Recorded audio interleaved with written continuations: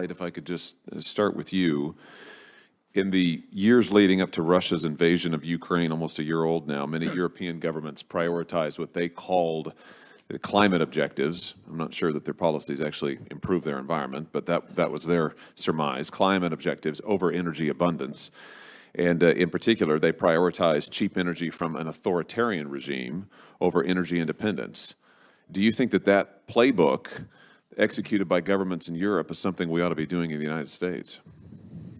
I think that the clear lesson is that no country should be beholden to one supplier for its energy sources or a very large proportion of its energy sources, and that energy security is built on energy diversification.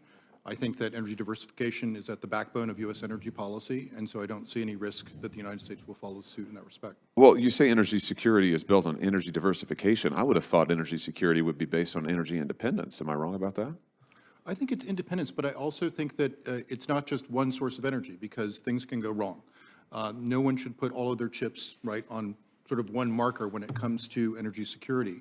So I think that to have as diverse a supply as possible, while still looking at other goals like climate goals, is a very good path forward for countries to take, and it's something that the United States wants to support other countries in helping to do. Well, why wouldn't we put our chips on American energy? And we've got various sources of energy in this country.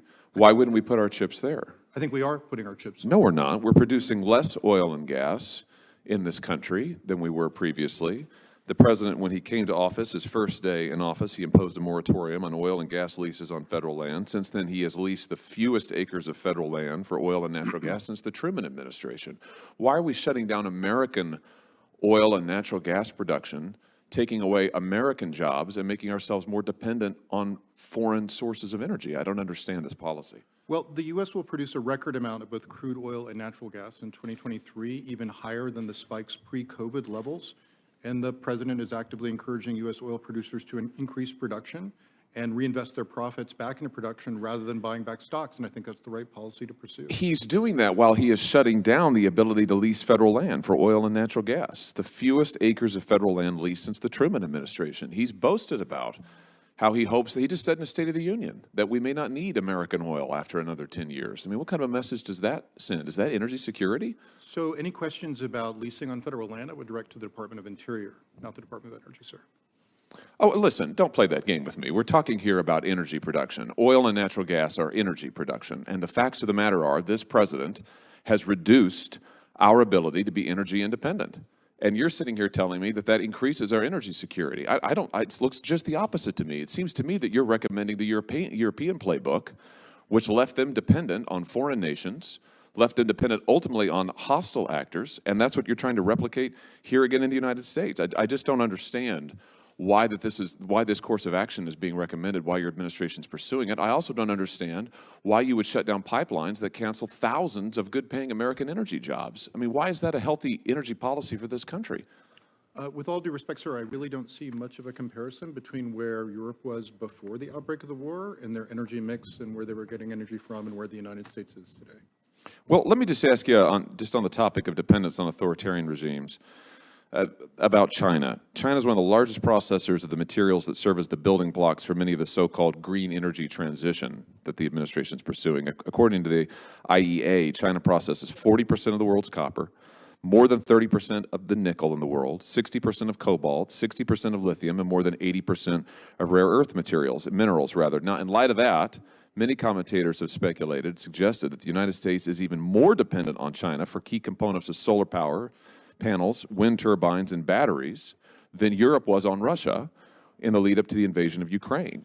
So I say again, in light of all of that, don't you think that this administration's climate agenda is making us more dependent on China while we lessen our reliance on our own domestic energy sources? Well, sir, as I said in my testimony before, I think you're absolutely right. China does own too much of the critical minerals supply chain from ownership of resources, through processing, and through the creation of modules and other sort of parts of clean energy components. So why would you want to make us more dependent on them? Use the tools that the Congress has given us, sir, to make sure that we diversify the supply chains, reshore as many of them, and create sound relationships with non-Chinese suppliers. That is absolutely a top priority of this administration. For heaven's sake, here's what you've done. You came to office. You took us from being an energy independent nation to being an energy dependent nation. You have made us more dependent. Now this administration's gone begging to OPEC and dictators all around the world. You have made us less energy secure. Now you're making us energy dependent on China. You're canceling good paying American jobs. It's a disaster, and all the while increasing the cost of energy across this nation. It is an absolute disaster, and I can't imagine why, in light of what happened in Ukraine, we would want to replicate those disastrous policies here. Thank you, Mr. Chairman. Thanks for watching, and if you haven't already, please consider subscribing to our channel. And while you're at it, please leave us a comment. Thank you for watching.